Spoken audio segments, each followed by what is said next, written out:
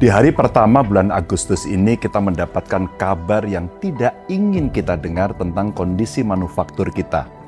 Purchasing Managers Index atau PMI sebagai tolak ukur utama industri manufaktur mencatat angka 49,2. 4 bulan berturut-turut kita berada di bawah 50. Apa artinya?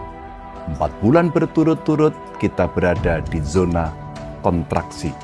Pada April, PMI kita jatuh ke angka 46,7, Mei 47,4, Juni 46,9. Meskipun Juli sedikit membaik, kita tetap berada di wilayah kurang sehat. Bagi jutaan pekerja, angka-angka itu punya arti real. Itu berarti jam kerja berkurang, pesanan hilang, pabrik memperlambat produksi. Ini juga berarti keluarga harus melakukan pengetatan dan menghitung ulang setiap rupiah penghasilan mereka. S&P Global, perusahaan survei dan riset yang berbasis di Amerika Serikat, dalam berita yang dirilis oleh CNBC 1 Agustus 2025 lalu, mencatat bahwa pesanan ekspor terus saja menurun. Biaya bahan baku melonjak ke titik tertinggi dalam 4 bulan terakhir. Sebagian besar pabrik menghentikan perekrutan dan sebagian lainnya mulai mengurangi jumlah pekerja. Kalau kita bicara manufaktur, maka bicara manufaktur adalah bicara tentang perjalanan panjang yang membentang beberapa dekade. Pada awal 1970-an umpama, manufaktur itu menyumbang 13% dari PDB kita. Selama 3 dekade berikutnya, berkat kebijakan industrialisasi dan dorongan ekspor, kontribusi itu melonjak hingga di atas 25% pada awal 2000-an.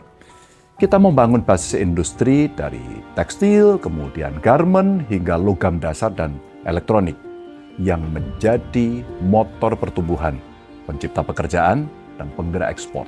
Namun, 10 tahun terakhir ini memperlihatkan tren yang berubah. Kontribusi manufaktur terhadap PDB kini berada di kisaran 19%. Ketenaga kerjaan di sektor ini stagnan kira-kira di angka 13%. Nilainya memang masih tumbuh, alhamdulillah, tetapi porsinya dalam struktur ekonomi kita menyusut. Para ekonom menyebut gejala ini deindustrialisasi dini, yaitu ketika sebuah negara mulai kehilangan pangsa manufakturnya sebelum ia benar-benar menjadi negara industri yang maju. Ini masalah serius, sebab manufaktur adalah pencipta nilai tambah. 1 ton biji nikel yang kita ekspor mentah mungkin hanya bernilai beberapa ribu dolar saja. Tetapi jika kita olah menjadi baterai kendaraan listrik umpama, nilainya bisa berlipat ganda. Manufaktur adalah pintu bagi investasi asing, katalis inovasi sekaligus penggerak sektor lain. Petani memasok bahan baku, teknisi merancang proses, sopir truk mengantarkan barang ke pelabuhan. Ketika sektor ini kuat, ia menarik sektor lain ikut tumbuh. Logistik, transportasi, jasa keuangan, dan pendidikan vokasi. Sejarah membuktikan tidak ada negara yang naik kelas menjadi ekonomi maju tanpa fondasi industri yang kokoh. Dari Jerman kira-kira di abad ke-19, lalu ada Jepang pasca perang, hingga Korea Selatan dan Cina di akhir abad ke-20. Semuanya bertumpu pada manufaktur bernilai tambah yang tinggi. Mereka membangun fondasi manufaktur yang kokoh, membawanya hingga mencapai kontribusi 25-30% dari PDB. Baru kemudian memperluas sektor jasa yang bernilai tinggi. Kita tentu saja belum sampai ke sana, tapi sudah merosot. Ada 2 tantangan yang kita hadapi dari 2 arah. Dari luar umpama, permintaan global melemah. Mitra dagang utama kita, Amerika Serikat, Eropa, Tiongkok, sedang memperlambat permintaan. Persaingan dari negara-negara lain semakin ketat. Vietnam dan Meksiko belakangan menjadi pilihan bagi negara-negara industri maju karena menawarkan biaya tenaga kerja yang juga murah. Logistiknya jauh lebih efisien dan insentif yang lebih menarik bagi investasi asing. Bagaimana dengan yang dari dalam? Dari dalam kita menghadapi biaya energi, listrik dan gas yang lebih mahal dibanding Vietnam atau India. biaya logistik mencapai 23-25% dari PDB, sementara kalau kita bandingkan dengan Thailand kisarannya mereka 13-15%. Kita masih tergantung pada impor sebagian besar bahan baku untuk industri ringan, dari tekstil hingga elektronik, yang juga sangat mengkhawatirkan produktivitas tenaga kerja tumbuh lebih lambat daripada tuntutan kenaikan upah. Jika tren ini berlanjut hingga akhir 2025, sektor manufaktur bisa kehilangan antara kurang lebih 170.000 hingga setengah juta pekerjaan. Pengangguran terbuka potensinya naik sampai 7,5 juta menjadi 8 juta orang. Dan kita tahu kemana mereka akan pergi. Pasti ke sektor informal, menjadi pedagang kaki lima, ojek online, atau buruh bangunan lepas. Pada umumnya, pekerjaan-pekerjaan itu bergaji lebih rendah, tanpa jaminan sosial, tanpa jalur karir yang jelas. Ini suatu bentuk kemunduran ekonomi sekaligus kemunduran martabat kerja. Ketimbang dibiarkan terjun ke sektor informal, korban PHK dan angkatan kerja baru sebetulnya bisa kok dimobilisasi untuk memperkuat produksi pangan dalam negeri. Alangkah baiknya jika program ketahanan pangan dijalankan sebagai penyelamatan bagi rakyat yang kehilangan pekerjaan. Bukan semata proyek yang diserahkan kepada pengusaha besar atau personel angkatan bersenjata. Mohon maaf. Dengan begitu, krisis manufaktur tidak otomatis menjadi krisis sosial, melainkan bisa dialihkan menjadi peluang untuk memperkuat basis pangan nasional. Karena mereka butuh pekerjaan dan mereka bisa mengisi itu, lalu negara bisa mendapatkan pasokan pangan yang cukup.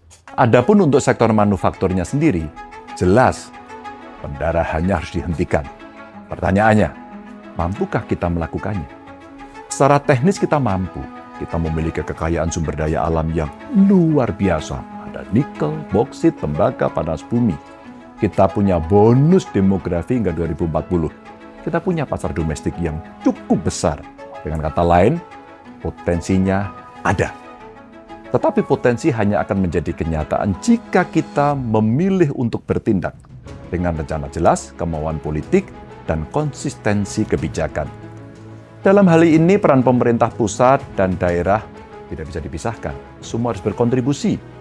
Pusat memastikan arah besar reindustrialisasi, menata kebijakan energi, fiskal, dan perdagangan agar selaras. Bagaimana dengan daerah? Daerah pada gilirannya harus mampu menghidupkan kawasan industri, memperkuat pendidikan vokasi, dan menyediakan jaring pengaman bagi pekerja yang terdampak. Ya, apalagi hari ini banyak yang terkena PHK. Maka, ujian sebenarnya ada pada kemauan politik. Apakah pemerintah bersedia mengambil keputusan yang tidak selalu populer, menyatukan visi lintas kementerian agar kebijakan energi, industri, pendidikan, dan perdagangan bergerak searah. Memprioritaskan pertumbuhan jangka panjang meski hasilnya mungkin baru akan terlihat setelah barangkali 1 dekade atau bahkan setelah berganti ke pemerintah berikutnya.